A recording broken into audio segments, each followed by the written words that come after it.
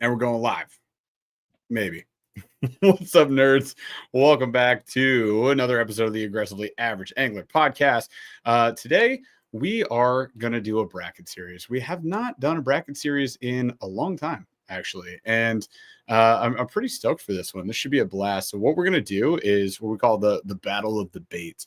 And really, it's like the battle of the trendy baits, if you will, because we're putting head to head here, like the hottest trends that have dropped over the past like 5 years, I guess I would say. And yeah, I mean, I think this should be pretty fun and maybe remind you guys of some rigs that like came to light and then disappeared, dropped off the face of the planet, never to be seen again. Vanished. They were so popular, so hot, so cool. Everybody was like, you got to fish the Inu rig. If you forgot what that was, there you go. There's an example. Me too. The chicken rig from, I remember Ike was promoting that at some point. It's not on the We're list. not doing the chicken rig? Is it on there? No. Oh, no, we're not doing it. It's another funky rig. Basically, that's the idea. That's a premise for today. We got 16 of them. So 2 brackets. Yes, sir. Go ahead. Not to be confused with the chicken jig, which is incredible from Outcast. Correct. Yes. Totally different thing. The chicken rig was a different way of rigging a Texas rig worm weedless. And it was something that Ike promoted a lot like 3 years ago. Yeah. Not the this chicken is jig. Awesome. Correct. That is not. Fantastic. All right. Well, I'll also say I tried to go live on Instagram, but for some reason I'm texting Jaws right now, like it will not let me do it. So I guess we're not doing that. Try to do something cool. Internet says never mind. Whatever.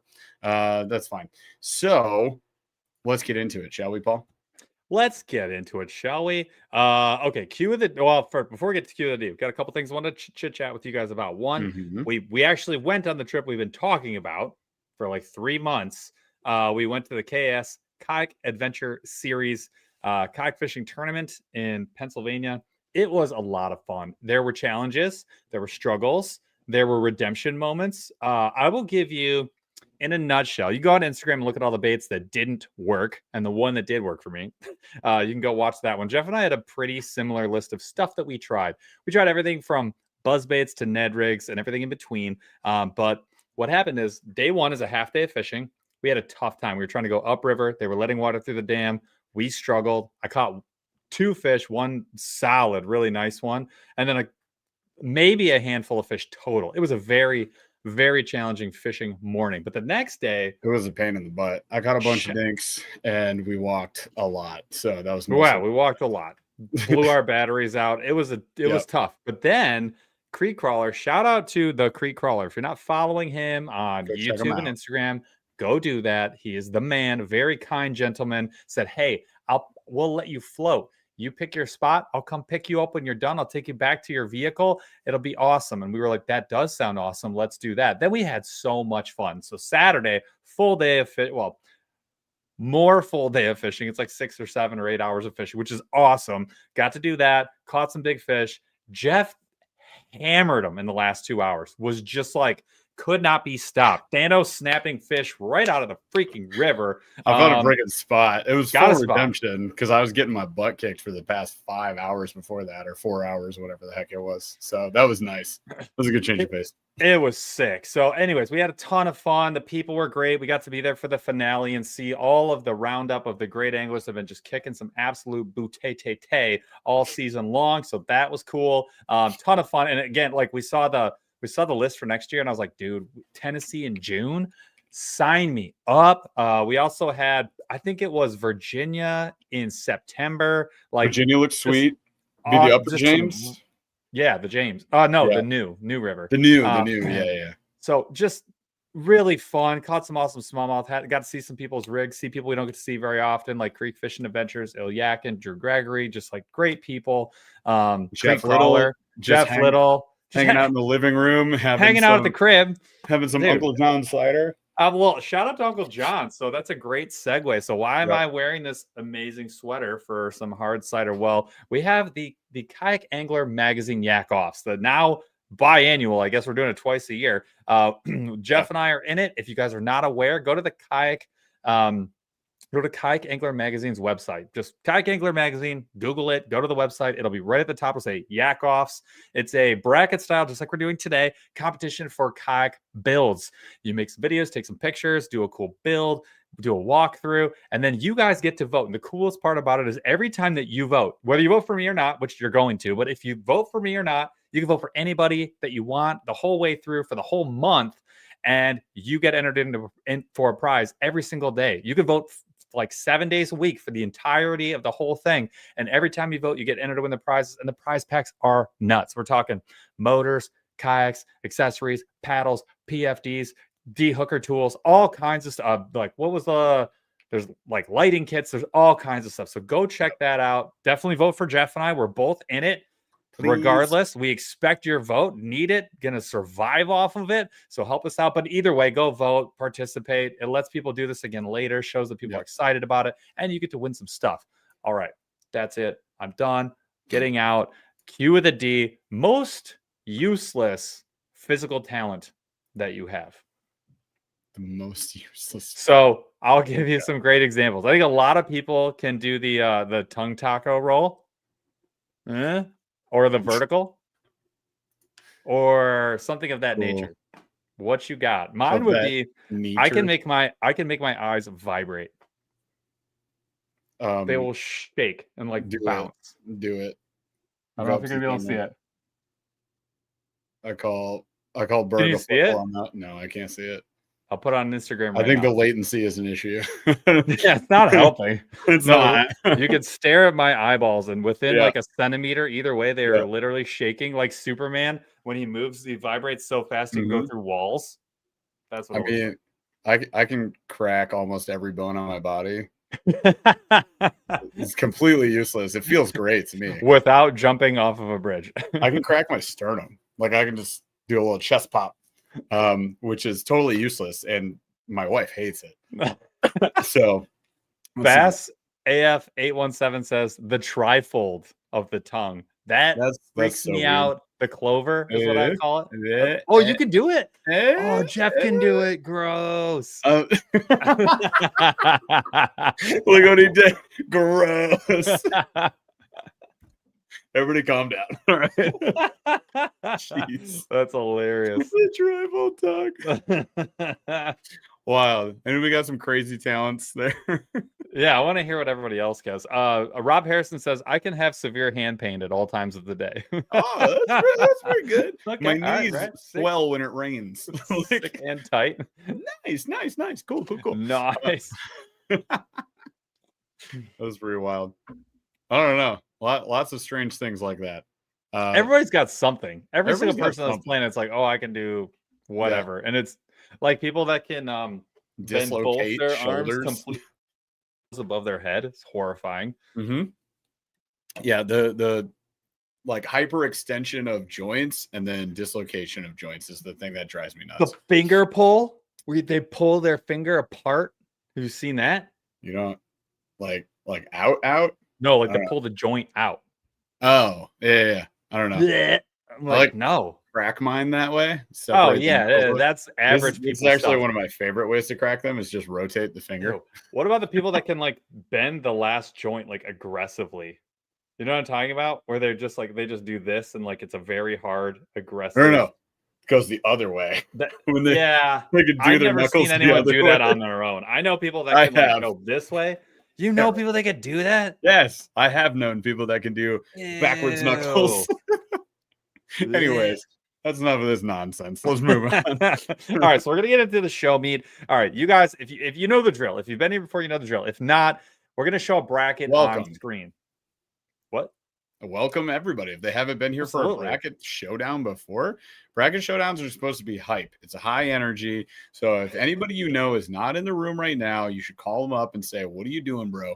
We got to vote on the hottest trendy baits of all time. That is the goal. We're going to run through the bracket right now. Paul's going to take you through the east and the west of the bracket so that you can know who is involved. There are 8 on one side, 8 on the other side.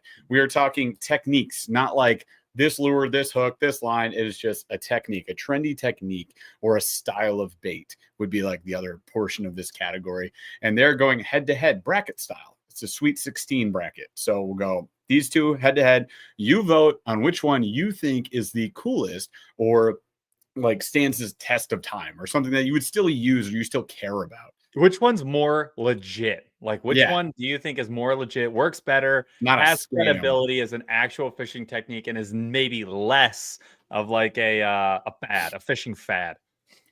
Fair enough. So we're gonna pull it up on screen right now. Here's the bracket. Chaz, zoom in on the left side, I guess, to start. The West. So out in the West, we are going to have a little bit. We got the free rig going up against the Ned rig. It's like bottom contact battle. We got hover strolling versus. Do you guys remember the donkey rig? Still remember. People still use it. Well, people still use cranks with blades. We've got glide baits. We've got. I put huge. That's code for gigantic swim baits. And then we've got the Jica rig, which I don't know whether it's Jica or Gica, but I'm sticking with Jica because it sounds better. Those are your baits in the West. We're going to go over to the East. We have the Inu rig. Now, the Inu rig is like absolute comedy, but we'll get into that in a little bit. We got gravity bits, apparently. Mm-hmm. We were going for gravity baits. I love gravity bits. Those are my favorite. The gravity bits. We've got ultra finesse. Now, ultra finesse, I kind of mean to cover ultralight fishing, but also bait finesse fishing. So like both of those combined. Yeah. We have line through swim baits. We've got smart / robot lures. We got the banjo minnow. Couldn't not have it on there. We've got the dice baits, and then we have. I'm calling them. We made a whole category. I call it animal baits. It's like. Think skitter lizard, topwater spider, all of those types of things. Tokyo rig is legit, right? That's like legit. Do we not put Jica and Tokyo just kind of together? Like basically they're very similar. Yeah. A weighted hook bait. You want to just do that? Well, like separation. Yeah. An EWG slightly off the bottom drop shot. A 2-inch drop shot. We will. Got it. If you don't know what these are, like Crispy's like, what's a donkey rig? Totally get it. Don't worry. I'll pull it up. You know what is kind of annoying? I had poop baits in here. That's kind of annoying. I absolutely had them in here at some point. Gravity baits. Yeah. That's gravity baits. All right. I did. I'm like, wait, I had it. So I'll say we did the job. I'll put that in there. All right, cool. So we'll explain it when we get to them. Okay. Everything gets an explanation. And we'll talk about the spider counts as animal baits. Yeah, Lunker Hunt Spider falls into the animal baits 1,000%. That's where we're lumping it in. We'll pull up a bunch. I'll pull them Danny up. The Duck, all of these. Yep, Chaz has got it right. You guys get it. So we will go through and explain them. And we'll start now. We'll start in the first. This is like this would be 1 versus 8 in the West. We've got the free rig against the Ned rig. So a lot of people are probably familiar with the Ned rig. It's one of the most popular things to have happen in fishing in the last 10, 15 years. And what it is a very small portion, a 2 to 3 inch portion of a stick bait, like a worm bait, and you put a jig on it. It can be an open hook jig, it can be an EWG jig, and what you're going to do is you can't fish it wrong. You can straight retrieve it, it still catches fish. You can bottom hop it, catch fish. You can straight contact it, you can catch fish. You can slack line it and float it, catches fish. It does the thing at all times. It doesn't. I don't even know if it needs to be wet to catch fish. Probably the only lure doesn't get wet, probably still catch fish. Nope, it definitely needs to be wet. But I will say, when Paul was talking earlier about KAS, what turned my day around entirely is I'm so glad I brought all these rods and lures. I only fished a Ned rig like the whole time. And what I mean by that is I tried everything else and it didn't work. I caught one fish on a spinnerbait. I caught one fish on a chatterbait, one fish on a spinnerbait, everything else on a Ned rig, every single thing. And I threw everything in my tackle box, from buzz baits on the top all the way down to my spinner baits. I threw crankbaits, shallow and deep diving. Watch Paul's Instagram video he posted after the tournament where he went through all the dead baits that caught nothing. That's called fishing, not catching. That's how it goes. Somebody commented that's a lot of failure, and I was like, duh. What? You go out expecting excellence every single time? I'm sorry. Maybe that dude's just super good. Good for you, man. I am not. I have to try. I don't think he is, and it doesn't always work. The other option going up against the Ned rig is the free rig. Now, the free rig is you have on your main line, right? You have usually a teardrop weight, and it will have an open. It's any style of drop shot weight with any drop shot weight, but it's got a circle attachment instead of a pinch attachment. So instead of being pinched and affixed to the line, it is free flowing on the line. And then at the other end, It's free. And on the other side, you have a weightless hook. It can be a single hook. It could be an EWG. It can be whatever you need it to be, but for the bait you're using. But yeah, and so what happens is when you have slack line, a lot of times you're going to just get a nice bit of separation from the bait and the weight, keep them and it's moving around. And even better if it's a floating bait, then it might even go up a little bit and it'll float instead of staying at the bottom. So I feel like it had one good year where everyone was using it. I used it for a year straight, 1.5 years ish. Yep. And then like 2 years ago, gone. Never heard from her again. Just never heard of her. Haven't heard. I've heard free rig like 6 times in the whole year. Now that being said, it worked. I got a bunch of fish on the free rig. It was fun. It's like a cross between Texas rig with no peg and a Ned rig. So I don't know. Let's check what the tally is. I mean, right now, Ned rig 73%, free rig 27%, 41 votes in.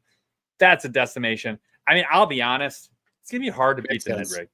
I mean, it's gonna be hard to beat. For me, it's gonna be Ned rig all day. That's a go-to for me, especially in a place like the river. It's just bangs. You want to know a fun combo? You do a free rig with a finesse TRD on it from Z-Man. Oh yeah. Yeah, or you do a micro free rig, which I've done a lot on BFS, and you do that with the micro D-bomb from Missile Baits or the micro finesse TRD from Z-Man. I went a whole season doing flukes and flipping baits. Caught a bunch of fish. Flukes is phenomenal on it because it's just like feeding off the bottom, just staying close. And then it rolls a little bit, and then you can let it out. And the nice thing about it one thing I think helps is when the fish takes it, there's no pressure on it. So if it's like a finicky, they'll eat it and they don't feel the line pulling against it. You watch the line move, and then you're like, set the hook now? Set the hook now? I think where people miss on the free rig, they don't reel down and then set the hook. That's where I feel like people miss. If you don't reel down and then set, there's often a ton of slack in the line. So you get like a half butt cheek, hook set that doesn't work. Half butt cheek.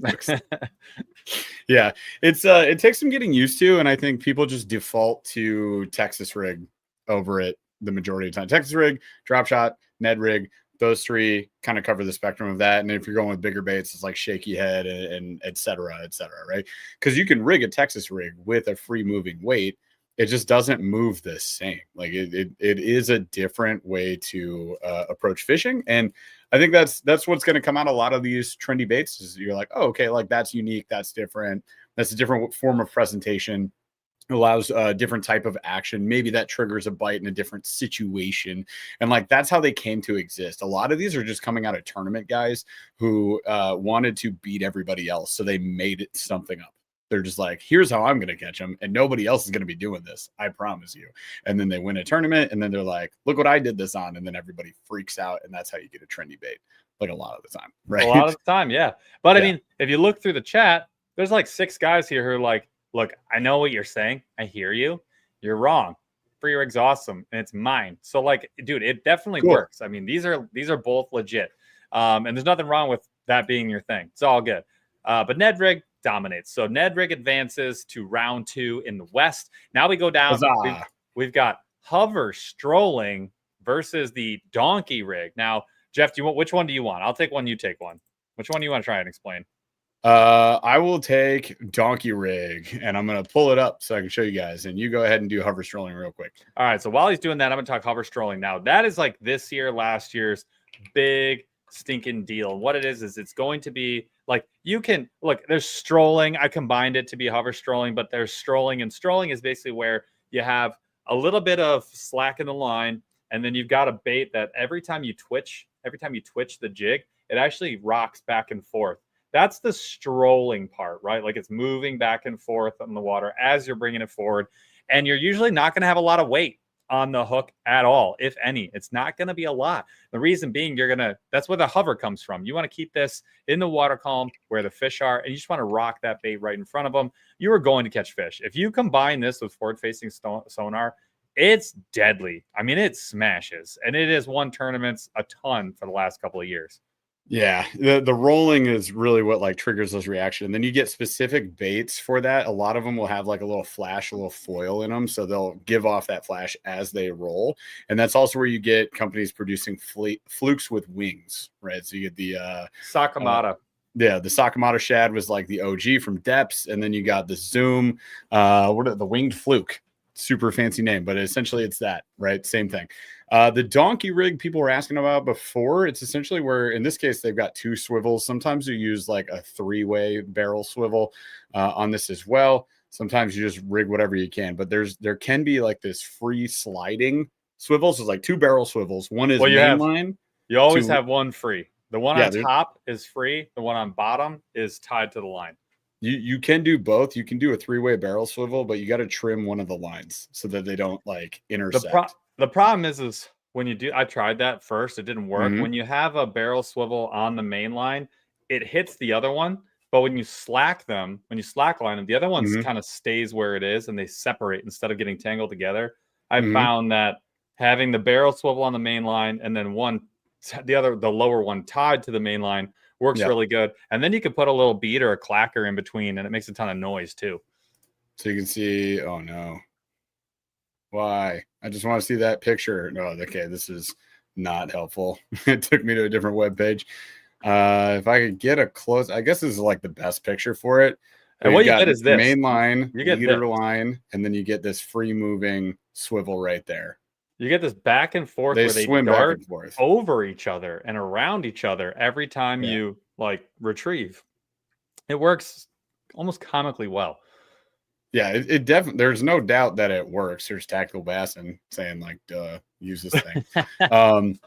I obviously it takes a little getting used to. It's something you got to play around with to make it work. But a lot of folks will use it. I don't know why that's a jerk bait on the donkey rig. Wired to fish. What are we doing? This is not a donkey rig. how to rig the donkey rig? Maybe because he caught a rig. donkey on it. I don't know. There's a jerk bait right there. No, it says double fluke rig. You're incorrect. But anyways, yeah, they swim back and forth, and it's pretty common for people to catch two at a time because you got two baits out there, two sets of hooks. Anyways, how's voting playing out right now? Hover strolling is kicking a slight amount of booty. It's a little around 60 to 40, 58, 42% right now. Hover strolling holding it down just by a smidge. A couple of votes would throw this the other way. That's the thing, you guys. This thing is all about participation. I want to bring the hype back to where's my hype man? Hype man, I know you're in chat. We need to bring the hype back to the brackets. So if you are here, you are watching vicariously. That's great. First of all, thank you for being here. We appreciate having you. Second of all, click that vote button. You got to vote on this stuff. So I'm at 42 votes, 81 people watching. Let's crank it up. And this gets really fun when we hit like the 100 viewers and like 80 people voting. Like that's where it gets really hype. And we want like some close races here. I think this would be a blast. Kraken bass. RIP double fluke rig. Damn sonar obsession. Why has it got to work so good? You know. So I don't know. I mean, it just works really good. It does, man. It's wild. Yeah. Even when you're not using forward facing sonar, you throw that out in a place where it's like a drop shot. It's like when you know there's a fish in a spot or you have a really good idea, there's a very good chance fish is coming to eat that. It's just very enticing. And vintage fishermen and anybody else who's saying the same thing, totally hear you.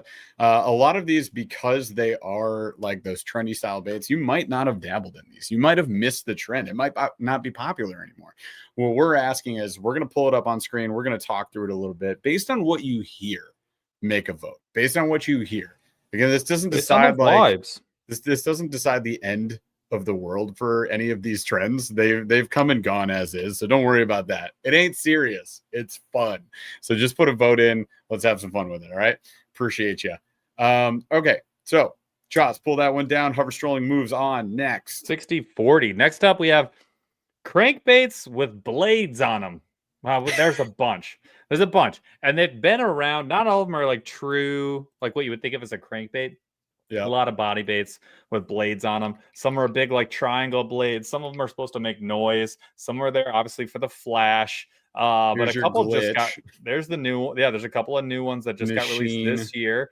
They're very cool. The Nishine is like sort of, I mean, they're the ones who are, I don't want to say it's like popularized it, but they've done a great job with it. They definitely and then do the what best Bill with Lewis it. just did one this year. And actually, I thought it would look really cool. Yeah, what is that one called? Does anybody remember the I don't Bill recall. Lewis bladed crank? We'll go with. I don't know. I forget what it's called. It's like this, but not. It's got a blade on it. Hang on. None of these. It's really cool. So while Jeff looks at that, I mean, you're going up against glide baits. Look, this is going to be a tough one for cranks with blades. Like glides, I think, started as what people would call a trend, but it has been proven time and time again that it's a legit tactic. Like people go out and, I mean, look, Ben Milliken, right, has made a living off of smashing giant, absolutely massive fish with these big glide baits. And there's a ton of glide bait fishermen out there that will tell you the same thing. I mean, it's a fad. It was definitely a fad. There was a time when everyone was like, I have to learn how to do this. Man, there it is. I did it. Afterburner. It couldn't be that hard to find. That's the one. It was really hard to find. I typed in a lot of stuff. It looks cool though. Yeah, I mean it's a tailspin. That's what it is. You got to put a treble. It's a tailspin, but with a chunkier body and a different shape, so maybe performs differently and a different style of blade than you get on most tailspins because you get a Colorado typically or a willow blade. But it's definitely interesting. Definitely something different. What's the other one I'm pulling up? Well, nothing. You got glides. We're going any glide bait. So I think that one's pretty. You guys get it. It's a big, jointed, hard-bodied, usually bait. 2 trebles, 3 trebles, somewhere in that neighborhood. And yeah, dude, it's I don't know. Glides are smoke. It's 80-20 in favor of glide baits. Like I get it. 41 boats in that tracks. How often? I mean, I feel like even if you don't throw glides right now, you want to. Like everybody's seen people catch on giant friggin' lures, and they're like, "That looks fun. That looks neat. I'd like to try that." Until they're like $50 normal price. Ew, gross. There are a lot of affordable ones though too. We learned on the Cha-Cha Glide, which is an $18 usually on sale for less. Not even glide bait. Like, and it's a Jerry Rago Thunderhawk. Like Jerry Rago and Thunderhawk work together to make like a budget friendly glide. They're great. They're phenomenal. So if you want a super cheap option, is the S waiver? Do that. S waiver is 25, I think. 25 to 30, depending on the size. It's a good, very good entry level glide bait. Like bang. That's there's river to sea S waiver. There are lots of options out there to get you started. Just get to the game without really breaking the bank and getting good at it for sure. I'm with this. Glide baits are so rewarding. Like it's fun catching on cranks. I would treat like bladed crankbaits is like catching on a crank, catching on a tailspin. It's combined. Both are fun. Not as rewarding in my opinion, and apparently with Kirk Blackadder as well. Like glide baits, so rewarding, so freaking rewarding. They're a blast. Now they take a lot of work. There is a lot of technique. There's some specific gear you need for it. There's a lot of dead casting. There's a lot. Well, you know what? Like if I can get a glide bait to just have a nice action, I'm like, good job, bud. A little pat on the back right there. Like, look what you did. If I can get a good cast, if I can like fish around some cover, I'm like, heck yeah, bro. You did something cool. Even if I'm gonna give you 2 of the exact opposite statements. Oh no. Fishing glide baits with forward-facing sonar is really fun, but you should never do it. Like it's not cheating. You learn so much. Wait, why wouldn't you do it then? I'm getting to it. You learn so much. Okay. You're like, oh my God, like I'm watching this fish come up. I'm casting at nothing. There's no point. You can see when fish are drawn up off the bottom. It's like you learn really fast. The draw is so much information. 75, yeah. Jeff Little talked about it at his Bass University brunch that they did at Kayak Adventure Series. You can learn a lot by what gets the fish to peel off of cover. Like when they come out and you miss them, it's easy to get frustrated and be like, oh man, I suck. But it's on the other side of that. You can say like, okay, so I've got them to come out with this. Do I pitch this back in there, see if they hit it on the second cast, or B, have a follow-up bait? Something that where they followed this for a long time because they just weren't quite sure. They didn't quite want to bite that thing. Maybe I throw something that's a little more subtle. Maybe I upsize or downsize. Maybe I do a little less action. He was calling it upshifting and downshifting.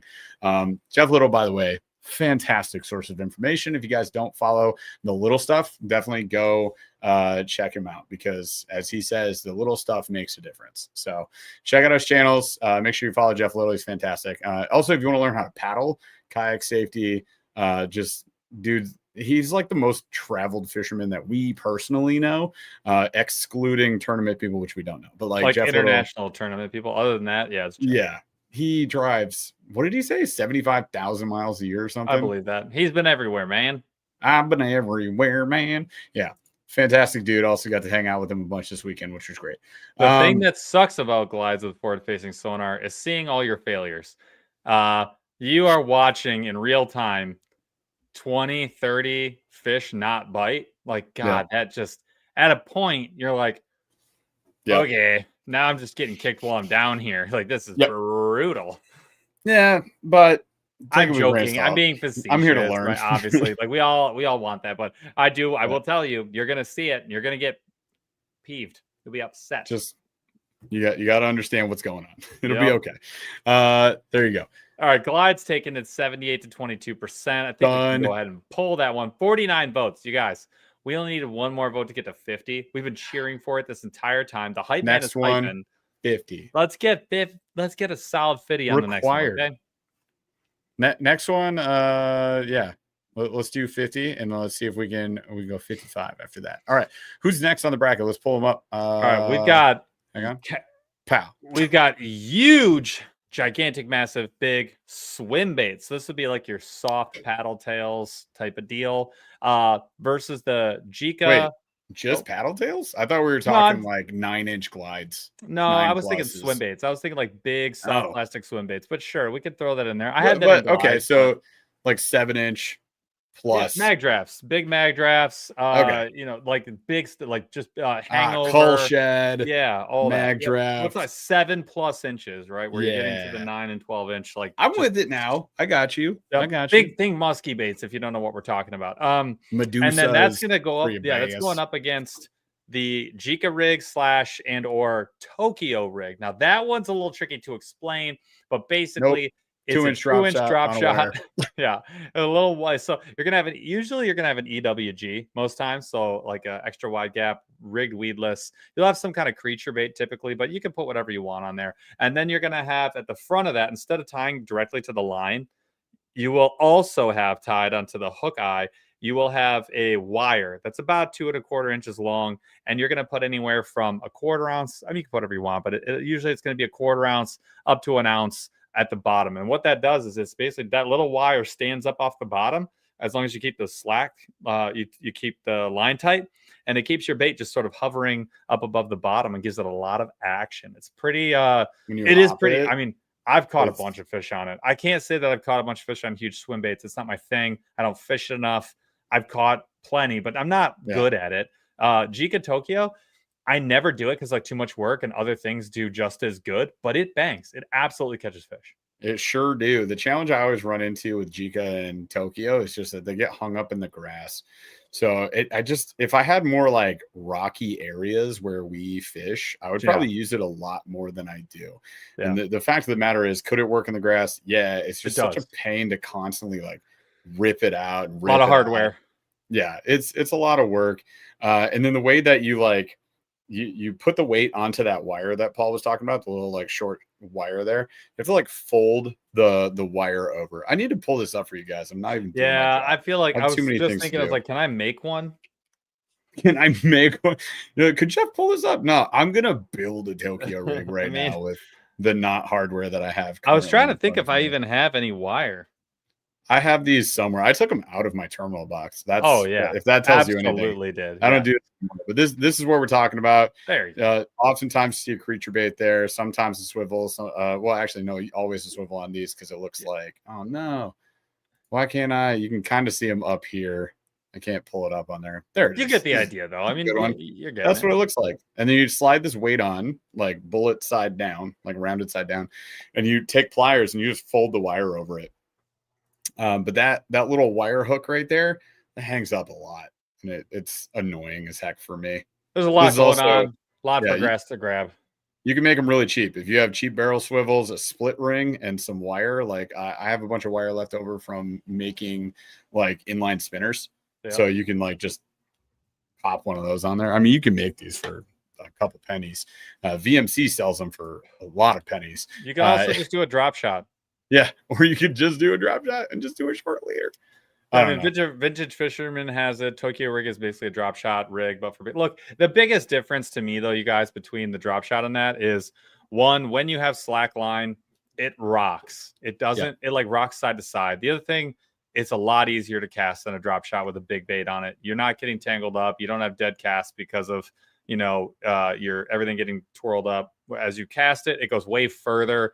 Mm-hmm. It's basically an alternate to flipping. And it does keep you out of the rocks, and it makes noise. So I mean, it definitely works. But this is where it excels, though. Like it's gonna smash on. It's gonna. Fantastic. I mean, it's gonna dominate. I personally, at this point, I would just do a wobble head. You could, yeah. So the wobble head does the same thing, but you get a football bottom. I like it. I don't know, but and you can swim in or do bottom contact. You can do all sorts of stuff. All right, we're getting another. We got look. I mean, this is. I'm not gonna say it's embarrassing, but like, holy smokes, we got huge swim baits at 71%. Jica Tokyo at 29. I will also. We did it. 52 votes, by the way. Let's go. Oh, let's go. We did it. Something even far more exciting than both of those things that we're hearing about. Okay. I'd like to report in that YouTube has figured out how to do math. We're no longer at 99% on our calcs here. We got 70-30. We had 29. I mean, it was dead on. Way. 71-29. Like, we are getting accurate math. That takes a huge weight off my shoulders. It's been bothering me since day one, and we've been doing that weight has been on nobody's shoulders but yours. I know. I'm dying. Only person. I'm dying. I'm dying on the side. Oh my gosh. All right. So that does it for the West. We're moving over to the East now, correct? We're going over to the East. Let's zoom in here a little bit. Let's make this a little bit. There we go. That's gonna pop. Google an NU rig now. Pop our P's. All right. Now, this one needs a Google. So we've got the Enu rig. There's a couple people say it a little bit differently, but here's the deal. It is just gonna pull it up. It's basically an S-shaped finesse rig. And it moves kind of like a snake. It's like an accordion that's constantly closing and opening on itself. Double hooked. Yeah, I've seen the double hook. One at the bottom there too. Good grief. Look, I'll be honest with you. I'm sure that this works. It looks crazy in the water. People fished it hard, and we're talking about how to make it with any worm and a straw. And the straw, and you have to cut the straw. I'm gonna be honest with you. This is not a dig on anybody that made the video. Because a lot of people did a how-to on the Enu rig. I'm gonna be perfectly transparent with you. I'm proud that this channel never made an Enu rig video, not once. I'm proud. I believe you didn't learn it from us. you didn't hear it from me. Okay, you didn't hear it from me. There's literally, so what Paul's saying here, you guys, you take like a straw, right? And super glue. You need super glue. You stab it through the worm. A dab of glue will do you, and it holds it in place. A dab of glue will do you. You clip the ends off on both sides, so it's all inside the plastic, and you run your line through that. You tie a split ring to the bottom, and then you hook, like Nico hook, like a wacky hook or a drop shot hook, or whatever, your choice. Small hook right there, and you tie it onto your line. I don't even know if you tie it. It looks like it's kind of loose. I have no idea. Well, no, it has to be. Yeah, it looks loose because it's got to move. The line's got to move. It's got to move. Bunch up. That's right. Yeah. So that hook is just threaded on there. I'll be honest with you. No, it's threaded through, but you don't tie it to it. No, it's like it's not tied to the main line. It's tied to the bottom hook, and then when you catch the fish, you're just double hooking it. I don't. You guys tell me what you think of this one. So the next one we've got gravity/poo baits. Yeah, you heard me right. I said poo as in POO. As in poop. And what it is it's really cool. It's like turd shaped baits, like very simple, like a very bloated Ned rig is basically what you have. And the plastic is very dense, and the density of the plastic and the balance of it is where the magic happens. So you're going to usually EWG this. You can skip these really, really well. You can cast them pretty dang far because they weigh like a half ounce. And then You can flip into heavy cover with it, and you can rip fish out of it. You can flip docks with it. You can actually do bottom contact. The very first fish I caught on a gravity bait was in completely open water. My Lowrance Hook 2 found me Reveal. saw, I scoped a fish sort of, and I was like, well, he's down there, and I just open spooled it, let it to the bottom, and that's the first fish I caught. First cast, first fish in deep water. So like, there's not a bad way to do it.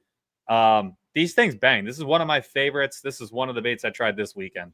The Yamatanuki, I've been throwing a lot, still catching on it. Love it. It's probably our favorite gravity bait. Depth cover scat is like a close second. Of course we do. Of course they're always around. But the first time I think I tried these first last year. No, 2 years ago. And I pitched them up in pads. I didn't know what to do with them. So I was like, well, frog's not working, but I know they're under these pads in the summer. And I just threw it out there and let it just sit under the pads. I caught dozens of fish. The next weekend we went out, and I boat flipped a couple of 3-pounders out of our lake. My lake. It was a copy paste day. It was nuts, bro. So this is it, you guys. That's all there is to it. Now, they do make like a mini Yamatanuki, and it is cool as heck. This one is a 3.6 inch. I think it was a 2.5 inch is the smaller one. I have been fishing that on BFS. It is great. It's I got a bunch. I mentioned balance. The fall, it just falls like this. It kind of shimmies and shoots, and it falls, but it falls like horizontal. And it's a banging bait. I mean, it really does slap. I love it. A little tail just swinging around, dude. Whenever I'm like in a tough spot on a fishing day, I like grab the Tanukes. It's finesse or it's finesse flipping. The second bait I grab, as long as it's like mostly late spring, early fall, or all summer long, the big bite baits BSE. Yeah, I mean, it's dude, like a go-to. If you've got a dock situation going on, I'm just doing that. Skipping under that. I'm doing that. It's a freaking blast. There's some smaller sizes. There you go. All right, little teeny tiny guy there is fantastic. This is the biggest beatdown we've seen yet. It's 92 to 8%. Didn't crack 10. I love it. You guys don't like the Inu rig? The way I explained it, it was not a fair explanation. I was like, well, here's this pile of dog crap, and here's this gold-plated crap. It came out. What was that? We would say like 3 years ago, 4 years ago. I think it was 2 seasons ago. It came out. It was popular on the internet because it was a crazy. It was a copy bait too. The next season, and a bunch of people copied it. But in one of the reasons, it's an expensive bait. I would bet the margins are pretty good. New rig. Sorry. Oh, the Inu? Sorry, I thought you were talking about the gravity. No, I wasn't talking about gravity. I was talking about Inu. Yeah. But yeah, the Inu, like it got talked about for like 3 months. It was a total YouTube thing. It worked because it got the people talking, but not because it was good or worth it in most people's situation, right? But yeah, to Paul's point though, you were saying gravity baits can be challenging for people to get into because they're typically very expensive. The cheapest end you've got is the Bomba from Missile. Missile Baits has a very great one too. It works really good. That was our number 2 out of the 6 we tested. And so if you want to try it, try that. Definitely. Somebody Low Life Angler goes, I've been using a Fluger President XT Abu Garcia Veritas medium fast 7-footer for the Yamatanuki. That's very similar to the combo I used. I used actually a right-hand retrieve, and I was hucking it like a freaking mile. And I had the President XT and medium heavy mod fast. And dude, I was ripping fish. It was awesome. So much fun. We do have a super chat here from Stinky River Tom. Thank you so much for supporting the channel, my friend. He says, I'm sneaking some travel rods into my suitcase for this weekend to sneak away from a Montreal wedding. Smart. To hit the St. Lawrence. Any hot Canadian fishing tips for a little sneaky Montreal day trip? Paul, you're the only one that goes to Canada. Yeah, it depends on whether you're on a lake or a river, but I'll tell you one that will work for both. Finesse jig with a Ned rig right about this time. Very good. Underspin. Very, very good. And I don't know what you're targeting. I know you like to target, muskie and things of that nature. But if you're targeting some smallmouth or some largemouth, think just in your head, do whatever you do in the U.S., but just think about like 4 weeks from now is going to be your water temps. Montreal is very far north, so Mhm. your water temps are going to vary by probably 20 degrees. So do a little research, figure out what you're looking at. Think pre-winter, not winter yet, but just think about like pre-winter, late fall. Yep. So a little different. Check your water temps, but have a blast, man. Sounds That's so great. cool. I'm a little jelly. That area is really cool. So I know you love the river. You want to get bit. You can always downsize. Bring an ultralight, whatever, and just downsize. Very, very, always a good idea for Canadian waters when they're that cold. Hunted. Next. Moving on. Next up, keep the votes going. What did we hit on the last one? 53 last bucks. One is it's gravity stay slash over 50. baits. Yeah, gravity slash poo takes the dub. Next one we've got ultra finesse. So this is like I wanted to capture BFS, but I didn't want to ignore ultralight. Like 196. It had its time. Yeah, well, 180 only. Yeah, somebody was like 180th or like never talk to me again. Even 164 and below. I'd say like 132. I think it's 132 and below. 132 is that line. Below. 116. Oh, for like even, the average. I think 116, 132 is kind of what we're talking about. But think like just it's both the finesse side, so like a spinning setup, and a bait finesse side. So it's both because I think they both have very, very similar vibes. So we're going with ultra finesse, and then on the other side, we'll go the other way. Line through swim baits. I think we've seen a rash. We've seen like a whole bunch come out.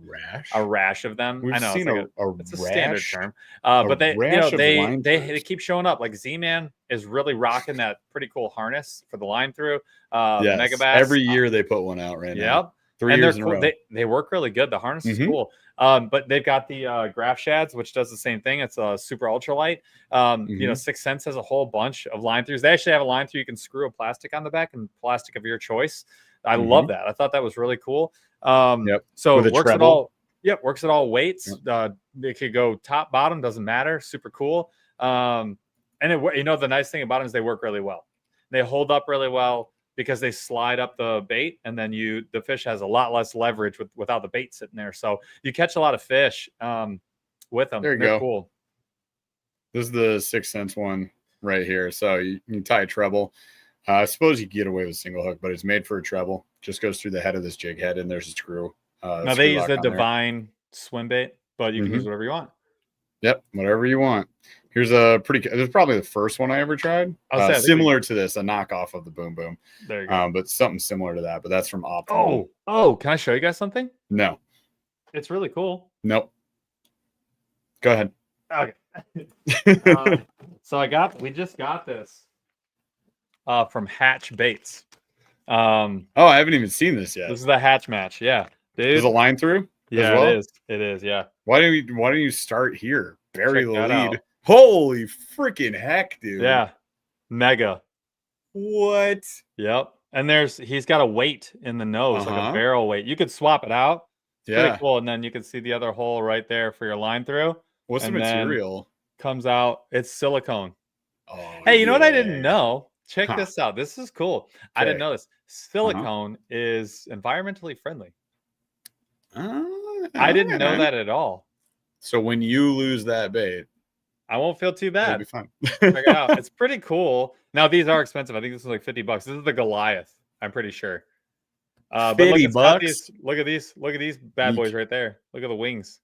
Yeah, it's freaking nuts. Yeah, so this would I want to try hover this on the bottom. It's just literally gonna it's got a wedge tail. It sure does. And now it's not really a wedge tail. Technically not. You can see it grab. It's hard to do a wedge because you're skirting the line between two companies' proprietary technology. I'm just calling out it's not technically a wedge. And this is like not, I don't want to like make it sound like they can't pour well. This is probably a cast off, like a test model. So anyways, I thought it was pretty cool. And anyway, that is exactly what a line through is. Yeah. If anybody doesn't know what I was talking about, the wedge tail, it's the Huddleston. Huddleston has patented their tail. So do they do a line through? They have a line through. Yeah. Oh, it's the bottom. Yeah, the bottom one, right? I think so. I think it's the bottom. I don't know. I had them pulled up. I was pretty sure they did. They have that weird weedless one that we have, and then a lot of them are just like rigged. Like there's a hook just true up top. Yep. Anyways, so look, where are we at? another dominant performance. Oh my Ultralight / gosh. finesse are look, these are people. They get it. They know. Somebody They know calls what's going on. Z-Man. 73% of you said ultra finesse. So ultra finesse advances. Look, I get, I'm kind of with you guys. It just catches more fish. Like the volume of fish is just so high. It's a numbers game. It makes for fun, but you can catch big fish. And catching like medium-sized fish on light line is fun anyway. So it's like no one loses. Like if I could only have one rod forever, it would be between that and like a medium heavy fast and a medium light. It'd be between one of the three. Like, dude, it'd be really it's almost impossible to walk away from any of those things. You know what I mean? Yep. Like I have a hard time walking away from the ultralight.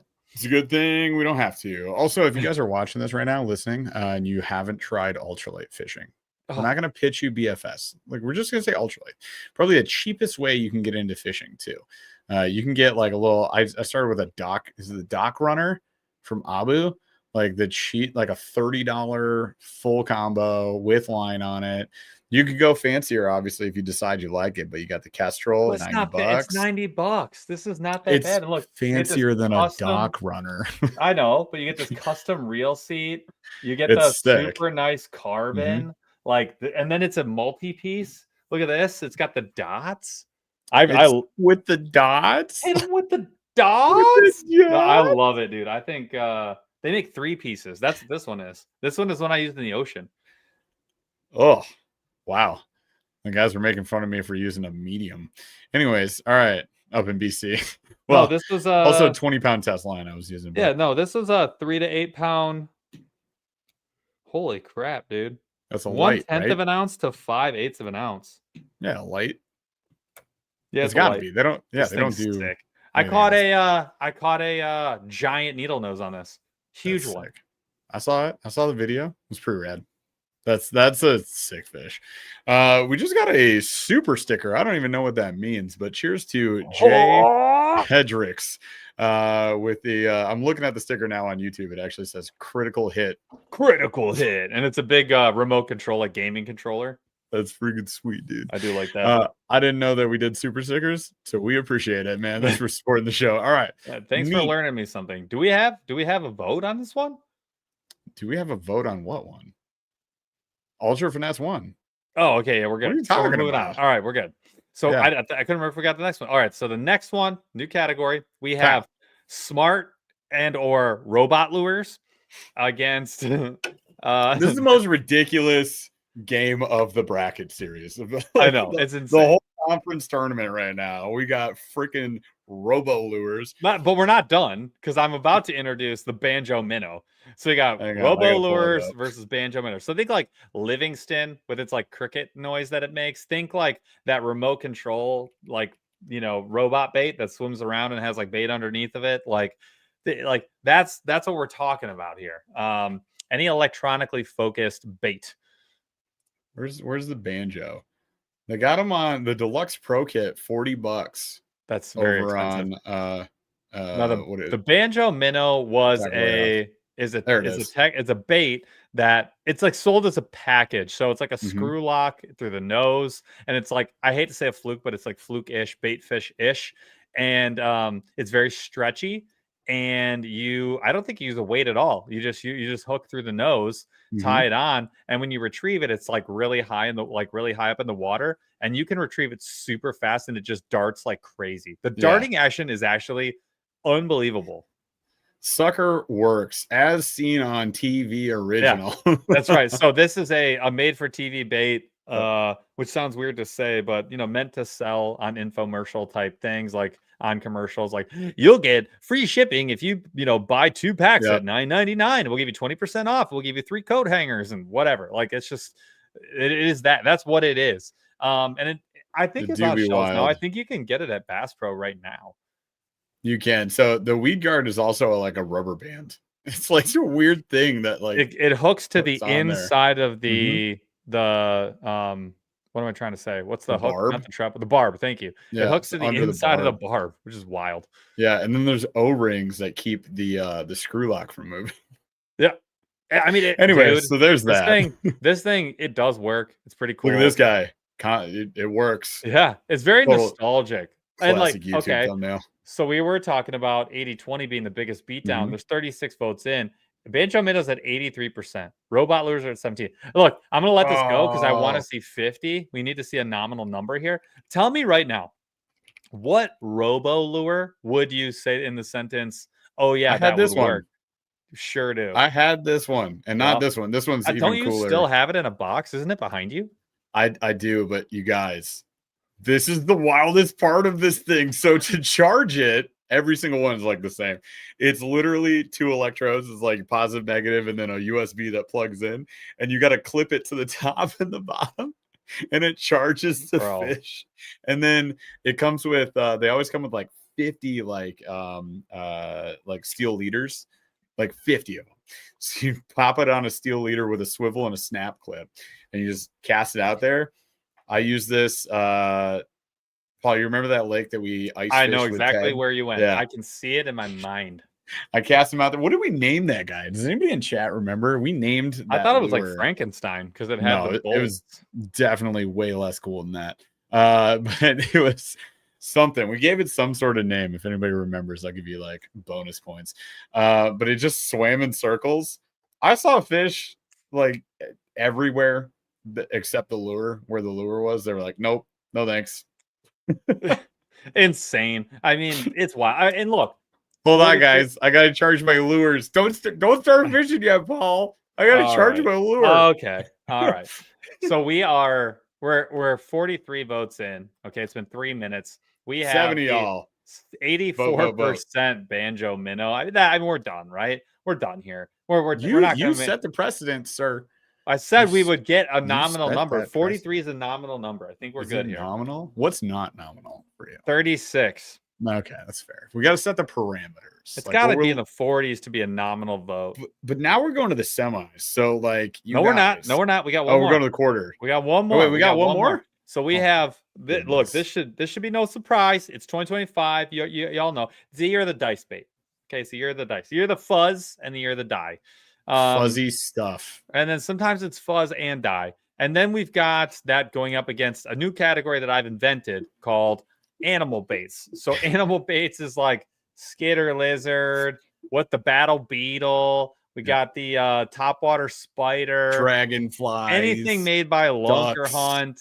Birds, turtles. We got birds, we got everything chase bait. They got dragons. They got a dragon. Yeah, dude, that thing was sick. It was like an iguana. Absurd. That thing was wild. The hairy mouse from Lunker Hunt last year, right. I think. Yeah. Now, but that does include things like the duck. That does include things like I don't think it includes frogs, but it does include like rat lures for sure. No, not frogs. We're going with like real. I said not frog, lures. but rat lure. Rat lure. Y'all know Danny the Dad's not. Wait, it's like a mixture of a kid's book. It's freaking me out. This is Danny right here. I like the yellow Danny only. Loon Danny would work though. There's no way that doesn't catch. Now that one, no way. Talk about that, and then we show him the fruck. Show him the fruck. Oh no! Yeah, gross. Do it. We'll go with making sure that I don't get in trouble here. Yeah, you got the Biden Trump topwater. Wait. There, yeah, that's the fruck. Well, why is the picture so small? That green one. We want big picture. There we go. Oh, they make a mini. They make a baby fruck. Even better, you guys. We had a frog day. We were fishing one of Paul's lakes. I was fishing, I don't know, 5 other frogs. We had like 6 frogs to test or something like that. The fruck was one of them. I think we were doing cheap versus expensive or something like that. I was hammering him on the frog, and Paul was trying to make the Savage Gear fruck happen, and it absolutely would not happen. I was getting PO'd because Jeff Sawyer catch a giant fish, and I was like, what the frick? I couldn't get a fish to bite. Couldn't do it. Bomber did. That was a bomber. That sucked. Get after it. Oh, the battle beetle. So I like the battle beetle. That thing actually owns that this thing category. Runs. They got the turtle. The terror turtle. Trying to get there. All right, so here's the beetle. I have that one. So this one actually works, you guys. It does. I'm not gonna lie.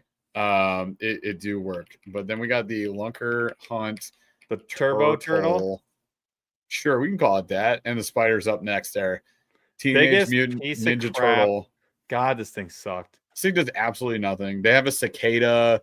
That did less than nothing. It just rolled. a bajillion fulfilling things. The skitter lizard is the worst.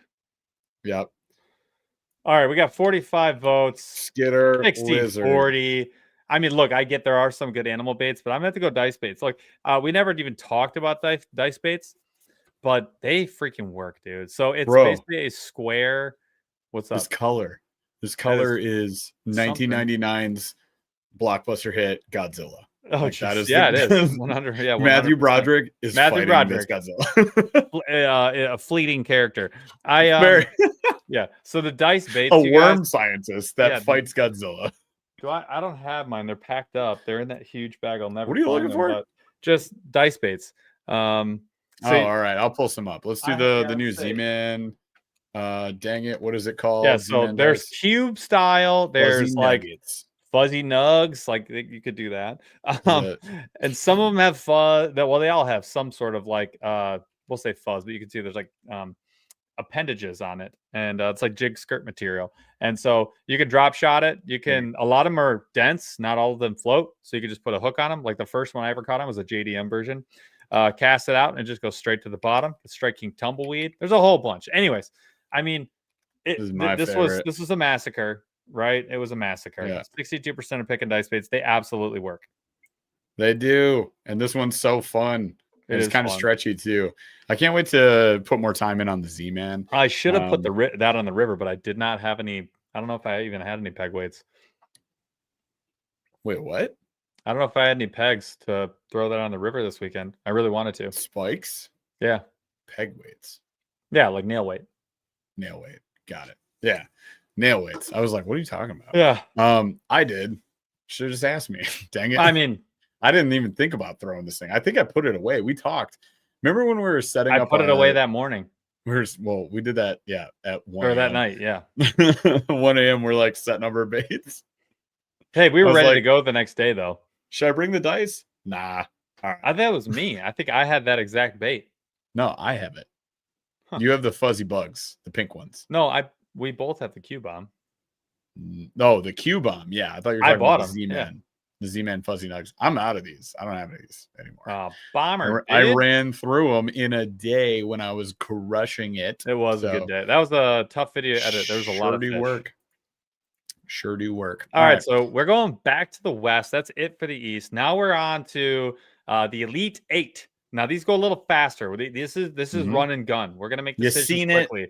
You already know everything, right? We talked about it. So we have the Ned rig. So it's basically your pinky chopped off hook, goes straight to the bottom. That's what we're fishing. Really weird way to accurate though. Very accurate. Then we've got the hover strolling. So you're gonna roll a minnow, wash it in sonar graph noise, and you're gonna see something. I would take the Ned. I would take the Ned. It's too gosh darn good in the river. I mean, you've got to. I mean, you still need to have it. It's king. I keep waiting. I'm wondering, like, do you remember the first time we ever fished the Ned? We caught like 40 fish in an hour. Yep. It's not that good anymore, and I'm wondering if because it's become so popular, like, is it not as good?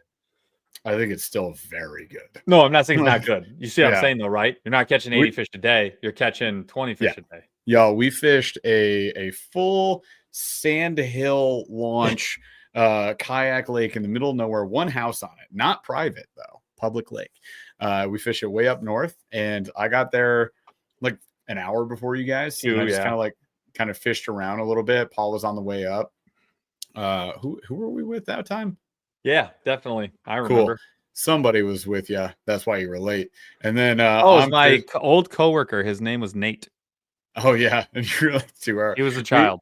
We would have been there at the same time, but it didn't happen. Anyways, I got there before you guys, and I was like, I'll try this thing that I have. And I started fishing the Ned for the first time ever, shark deuce. And I caught a bajillion, and I kept calling Paul, and I had no signal, and he had no signal. So I'd get a hold of him and be like, you're not gonna believe what happened. This was like 7-8 years ago. And like, dude, this is insane. I tried to send him a picture, and he's like, beep boop, bop boop, can't hear you, and then hang up. And eventually 2 hours later they get there, and I'm like, dude, throw this thing right here. It's nonstop. It is on site with these fish. And we my brother-in-law couldn't catch a fish on one. It happens, man. It I happens. felt bad. It wasn't good. All right. You I'm have swimming. to bring your intelligence to the level of the Ned. It's a do You're nothing rig. Yeah. stop overthinking the Ned rig. Yeah. Just put it out there. 84.16 is our new biggest beatdown. That's Boom, awesome for baby. 2025. To Over see 50.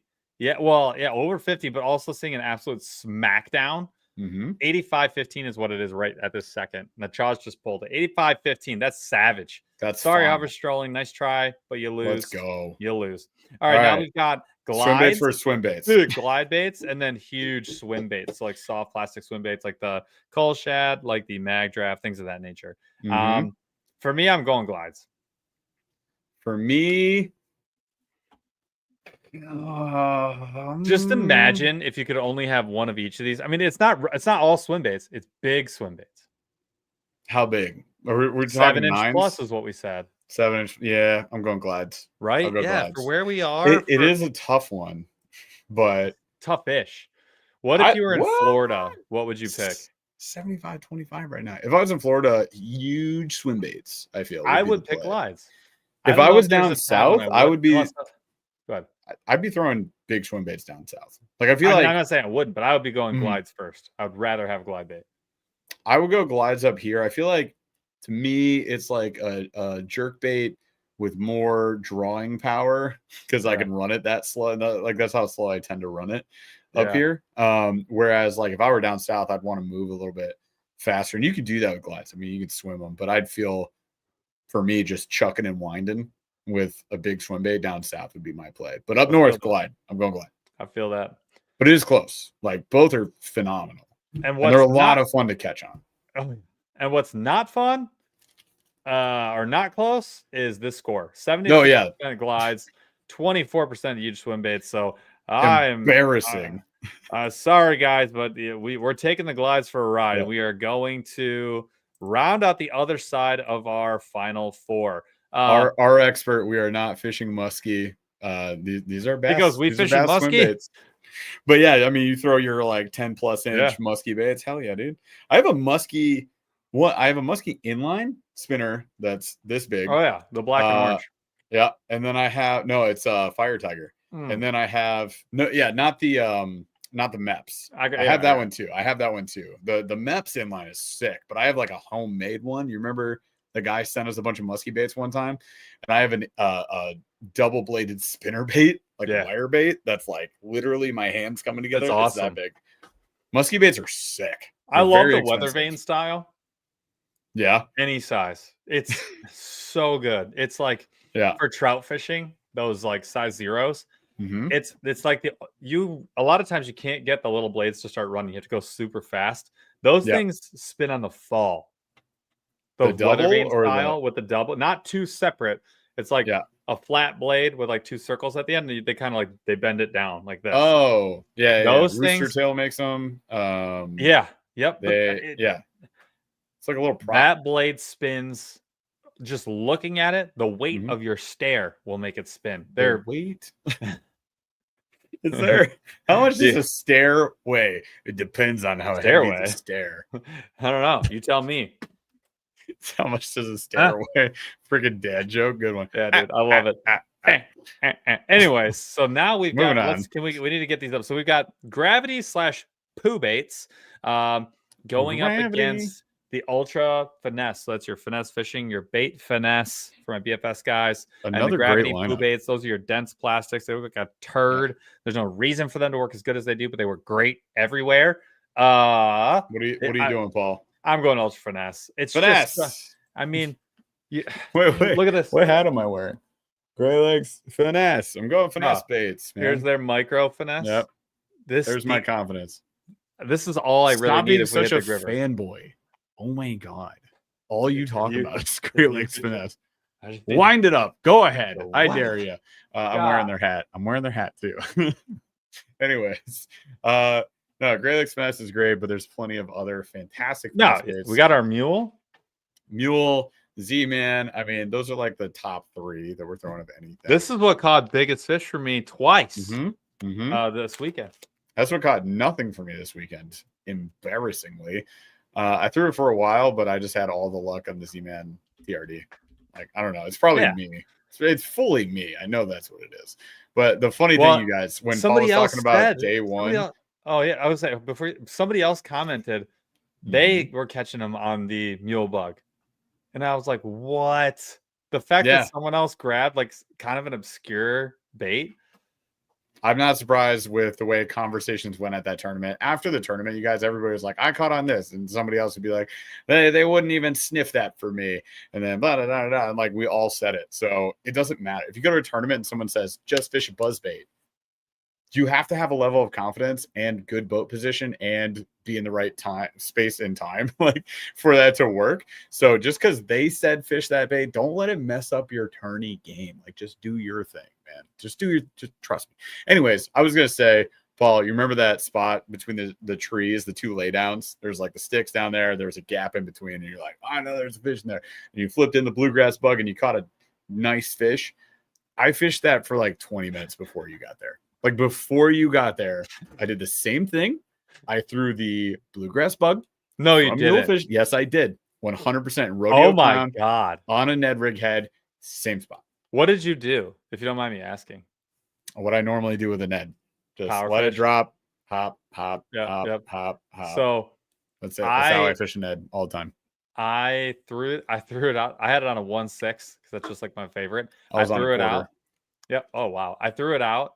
And high flow, dude. I didn't move it for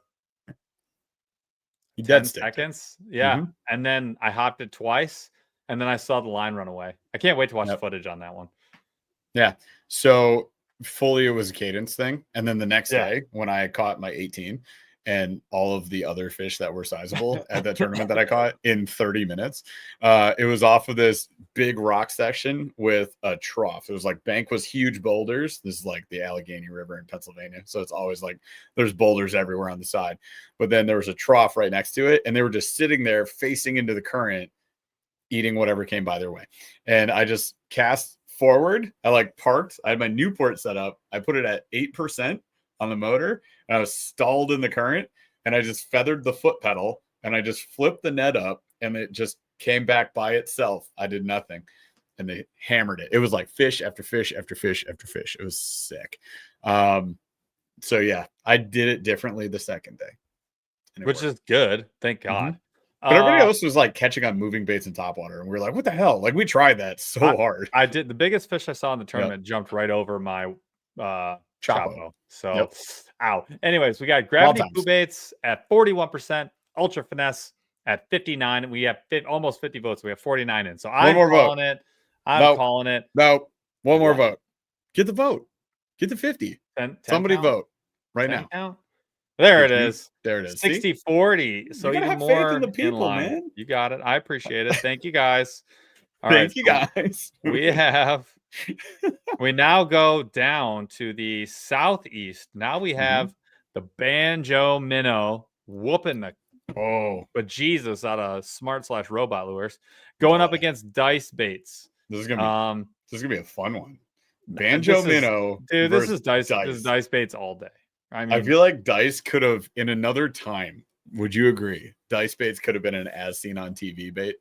No, you don't think dice baits, dude? That was the 70s and 80s, going into the 90s, like a full 2, maybe 3 decades, as seen on TV, ruled the marketing space. It was absolutely crushed it. It was insane. Then fell to pieces because people realized it's all trash, actual garbage, except for the banjo minnow.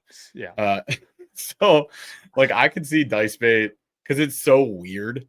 Yeah, no, like I get it. When lures were so boring at the time, if somebody was just like, "What is?" I don't even think it. No one would look at that and think it would catch fish back then. I feel like I don't know how they could look at the as seen on TV baits back then and think they could catch fish because it moved fast. Which did? Banjo. That's one of 1,000. Exactly, and it's the only one. Do you guys remember? Might I walk you down memory lane when I went to a random thrift shop and I found an as seen on TV lure from the early 90s? The fish condom. It was a fish skin that was made out of a pre-Elastec material that I still can't feel my fingertips after having that. You don't have fingerprints. toxic ooze. And It was this dried secret ooze. It's so gross, dude. If you haven't seen it, it's on the channel. It's way back. It's like 4 or 5 years ago. I have it in the background pouring out of it. Yeah, it was bad, and they had a stretchy worm too. The worm was almost worse, almost unriggable. Unriggable. We have at 42 votes, Dice Baits at 81, Banjo Minnow at 19. Do you think Banjo Minnow can make a comeback on this? I'll give it a 10. I'll get a 5 count, but there's no 5 counts fair on this one. All right, I'm going to give it a 5 count. If you're not getting your vote in, it doesn't matter what we're saying. This is you, not us. 5. It's not my fault. 4. It's your fault. 3. Vote, darn you. Buttons. 2. Vote. You have the power. 43 votes. 1. Somebody say Banjo Minnow. Nobody cares There's about enough the people here to do Minnow. it. Dice Base advances. All right, you guys. We have a final 4. It took us a minute, but we got there. We have Ned Rig, Glides. Wow, both sides of the spectrum. Ultra Finesse, and then Dice Baits. So we got 3 Finesse or Ultra Finesse and 1 giant one. So let's go back to the East. It's Glide Baits versus Ned Rig in the final 4 to figure out who goes to the grand finale. This is like, it should be a tough one. It's not tough for me, though. It's not tough for me either. If I'm just thinking numbers and history and experience. Well, and size. I mean, I've caught plenty of giant fish on a Ned rig. Yep. Fully agreed. Biggest fish of the tournament came from me on a Ned. And often does. Some of my PBs are on nets. My PB smallmouth's on a Ned. Yeah, my like 5th or 6th biggest smallmouth is on a Ned. Like I've caught 5-pound largemouth. Oh yeah, yes, absolutely. Big river fish. It doesn't matter, and also for that matter, giant bluegill and stuff. This would make total sense, by the way. If Ned Rig goes to the finals, even wins the championship around here, we have a whole T-shirt based around the freaking thing.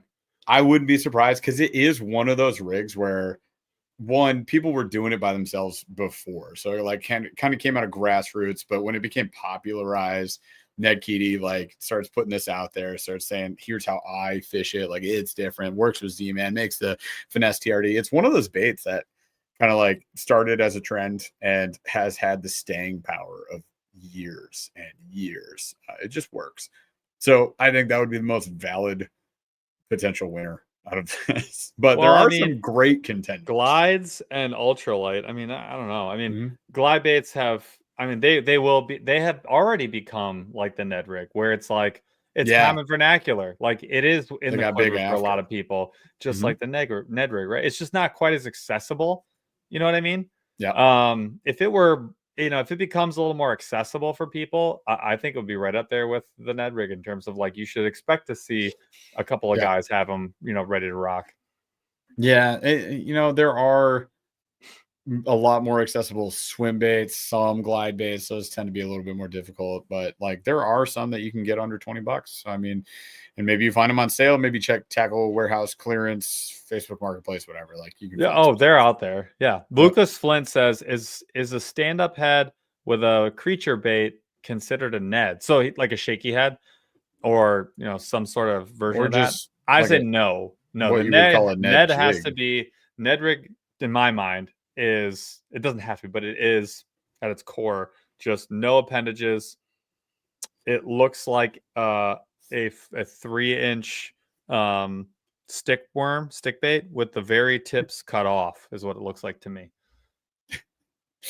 Tuberli's disappointed in his big bait folks. Sorry, man. It's one of those things where you got to realize the glide bait community is the minority in most circumstances. Like it just is. Yeah. It's an accessibility thing, and then it's also to do with accessibility. But yeah, the cost and the equipment, not necessarily I would say required, but certainly required to like fish the way that it should be fished, makes it slightly inaccessible for a lot of people. There are somewhat inexpensive ways to get into it, and I would always encourage people to try and find stuff used. But if you haven't tried glides, try them. We mentioned a few cheaper ones: Cha-Cha Glide, Thunderhawk Lures, S-Waver is another great one. There's options out there. Find one, try it. It's a blast. You could go Ned Rig, like 73% of the audience here. Okay, so we got a 73-27% victory for Ned Rig. Wow. Ned Rig goes to the final, and in development, surprising nobody. Let's go back to the West and check the rest of our finals. Let's for our final four. Let's fill out our finals bracket. We have Ultra Finesse, surprise, surprise, and then we've got the dice baits. Good one. So wow, look, I mean, getting rid of BFS or ultralight would be impossible. I say virtually impossible. Like virtually and again, this is not hard for me. Nope. Dice baits are cool. They're not needed. Yeah, I think I have a lot of fun with dice, but I feel like I grab 10 lures before I feel like I need to grab the dice. You grabbed it well over 10 this weekend. Yep. Currently, I grab the dice when I want to just have some fun and do something different. Like, I forgot I had that. Kind of. Yeah. I wouldn't say it's a go-to, not even close. Ultra Finesse, though, always a go-to. In fact, like a little like quarter of the tackle that I brought up with me was Finesse. Like I tried really hard. Caught my other what should have been a set like a over. Well, what was a 17? Yeah, I caught a couple dinky boos on the juvie craw, the micro juvie craw, which is pretty neat. So what are we looking at here? Oh my god, 81-19. How many? 43 votes. Like I'm gonna give this a 5 count. If they don't get 10 more votes, I mean they're toast. They're toast. That's fine, but we're requiring 50 for the final. Okay. Well, yeah. Okay. Fair. Only way we close this show we're out. at 46. 7. Final's got to have the votes. 5. Oh, look at that! They jumped up. They're voting. 3, Let's go. 2. Okay. 50. We're gonna call it 2-1. 80-20. Another a drubbing. Of decimation. This is no fun. bad baits here. No bad baits in the finesse finals. First Ned. This is gonna be great. And by the way, we have a toilet bowl after this. So there's 2 more votes. So step 1, decide the champion. Step 2, decide the toilet bowl champion. 3rd and 4th place here. So we'll have glides and dice baits will be down in the toilet bowl, swirling on down the pipes there, if you will. But Ned Rig versus Ultra Finesse. Working my way downtown. way downtown. All right, so let's go Ned Rig versus Ultra Finesse. So this should be tight because in most people's minds, they're very similar. When we're talking Ned, we're talking your standard Ned, like your finesse TRD from Z-Man, which is, I don't even know how long, 2.75 inches probably. On like a 110 to a 1/4 ounce jig that stands up. And then you got Ultra Finesse, which is going to be anything much lighter than that. Typically, we're calling it under 1/16 of an ounce because I would say most average fishermen are probably fishing down to 1/8, maybe 1/16, but they don't touch 132, 164, 180, 196. Like it goes much lighter than that, my dudes. So if you're into grams, I'm talking grams, son. So you can watch raw fishing if you want to see just somebody casting like nothing weights. And talking about grams. Talk about the grams. Talk about grams and go. Like that is the raw fishing. Is the diameter measurement of line instead of using the break pound test. And it's a great unit of measurement. Fantastic bro, unit. But look how close this is. You talk to RAR, that's how it's going to go. 51-49. This is the showdown we've been waiting for. This is what we needed. You have to vote. Like every single vote is going to flip it. This is nuts. Like, it's too close to pull. 48. 52 votes. See, that just moved it. 2 more votes and it's tied. Ultralight stuff or Ned Rig. What are we throwing? Oh my god! Somebody push a button. There's like it's kind of pushing up Ned Rig's favor right now. Wow. Will Ultra Finesse Jeff, turn the corner? What would you vote? I would, in this circumstance, pick the Ned Rig. That's what I did. Why? Why? Because I know I can get bigger fish on it and I can still put up numbers. That's exactly what I had in my head, in my brain. Like I know I can catch fish on the ultralight, but now I'm talking about weeding through more species of fish than I want to. And like most of the time with the Ultra Finesse, I'm like bluegill, perch, bass. And with Ned Rig, it's like bass. So like it just, I don't know, it solves a lot of problems. And look, did you like how I played that out? So the sound effects are great. For me, it was the same thing. Like it kills me to not have the multi-species element Like, Yeah. it's sort of there, but it's not. I mean, it's not the same. Like, I not having that kills me, but yeah, dude, the Ned, like, if you could go to the river and only have one bait, that's what I take. That's basically what I did this weekend, and I should have just stuck to it the whole dang time once I figured out I didn't know what I was doing. Oh man, 52-48 though. We're at Do we give it 58 votes though. So Can we go to 60 votes? Can we get to 2 60? more votes? I think that's fair. That's fair ask. 2 more votes gives Ultra Finesse one last chance. You got a shot. This could be an upset. Anything could happen. This is insanely close. We're still at 58. Anything is possible. We got 59-60. Come on, you guys. I got to do the 10 count on you. You're going to make me count to 10 on the internet? This is ridiculous. Are we going to have to do a slow rolling thunder during this vote? No. I mean, what? We can't. No. This is brutal. I'm giving Absolutely it 10. not. 10? All right, fine. 10 seconds. 10. We're looking for 2 votes. 9. If you're out there 8. and you want to give this underdog story a chance, 6. then you should probably click that button. We're at 59. 5. And it went in Nedrig's favor. 4. So one more 3. vote. No? Yeah. 2. Interested parties? Maybe you. 1. Pull it. All right, pull it. 47% for Ultra Finesse, 53% for Nedrig. We have our champion. The Nedrig nerds somehow dominated themselves and picked Nedrig over Ultra Finesse in a surprising turn of events, but for nobody. But now, fantastic. We have another contest. We have the bowl of toilets. Yeah, the poopy. Oh no, there's no poop baits in the toilet bowl. That would have been poetic justice. Dang it! There's only you guys. We should have thought ahead. We're only 1 win or 2 wins away from it. Yeah, it was close. Yeah, I don't know. They beat the easiest person in the whole thing, the Inu rig. That was the buy round, basically. All right, let's see. Glide baits versus dice baits. Let's do it. This one's not hard for me. Glides. Yeah, totally. Not. I mean, yeah. I mean, big fish, not numbers. You're losing numbers. You're losing fun. You're losing a lot of fun. You're losing a lot of fun. You're gonna prepare to be more frustrated. No, I'm sorry. Entertainment. You're losing entertainment, not fun. Sure, glides are fun, but entertainment. That's fair. That's fair. But you are gonna witness some cool things, and you're probably gonna catch a big fish. Monstrous. It's glides. It's a no-brainer for me. But I totally understand if people really enjoy dice baits and they're putting numbers up on them. I know people do. But absolutely. For people me, it's in glides. Size too. There's. I mean, you just gotta really love. It's like a little just. Yeah, it's just more narrow. It's more narrow than glides. Yep. To me too, like you're gonna catch rock bass, you're gonna catch in my lakes warmouth go crazy for it. So I end up missing out on a lot of bass bites just because it's kind of a downsized finesse technique. So it's the issue I run into, but still pretty dang cool. I like it a lot. But we got a double up going on here almost. I mean, this is. I'll give it a minute. Maybe we get to 50.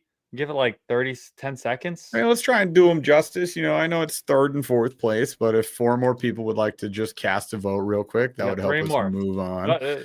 47, 48. There we go. Come on. Let's go. 2 more. Get them out. Unlock the phone. Beep, boop, bop. Boop, bop, right now beep. you're hearing us, and you're like, are they talking to us? I'm talking to you. Literally you. You specifically. Staring into your soul. Staring. Isn't it crazy how I can How heavy is this stare? How much 300 miles from you, and I just would you say this is? Heaviest stare. How many grams in my stare? How many what's the goo of my soul? All right, we are at 50. What's the goo of my soul? We're at 51 votes. Glides win 63-37.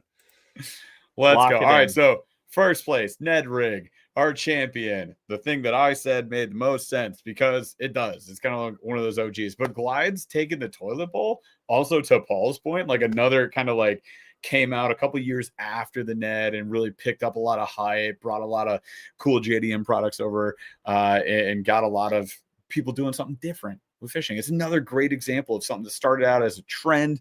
People said it's a fad, it's not going to last. That's what I should have titled this episode. I just realized these are fads. I actually typed that to you, and then you were like, I already did it.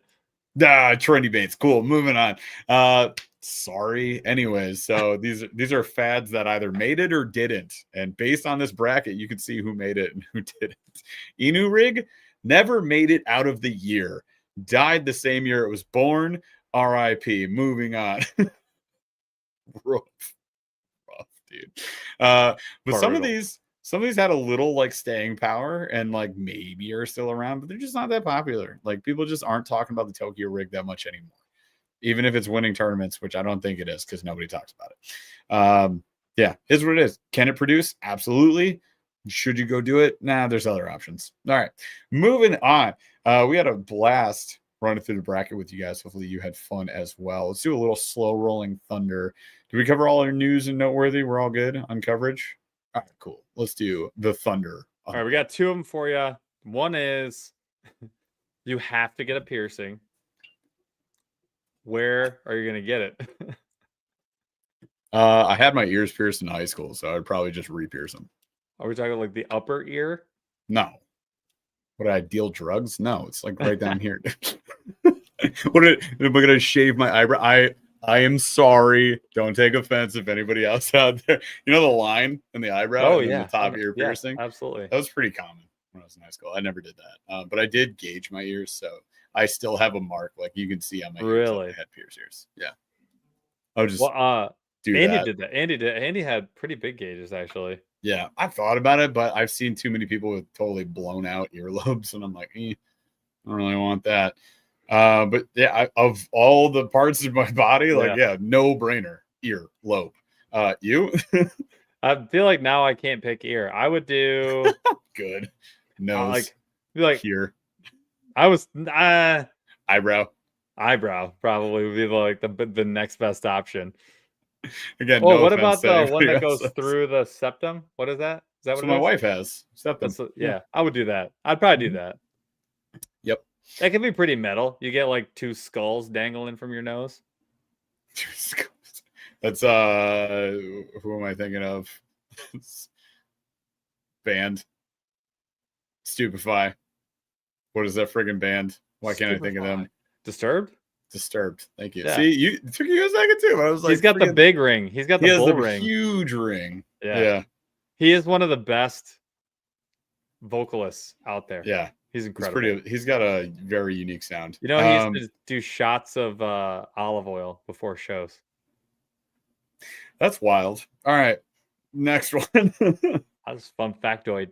That's fun. Sprinkle a little facts on you there. Yeah. Hope you don't mind. Enjoy those. Next up, we've got, let's say, you know, like in baseball, you get like a walk-up song. Mm-hmm. You're walking up to like the bank, or you're walking up to your kayak, you're about to launch. What's your walk-up song gonna be? I would do John Cena's walk. I would do John Cena's walk-up song. Yeah, 100%. Oh, you got your fish rod and then like the slow mo.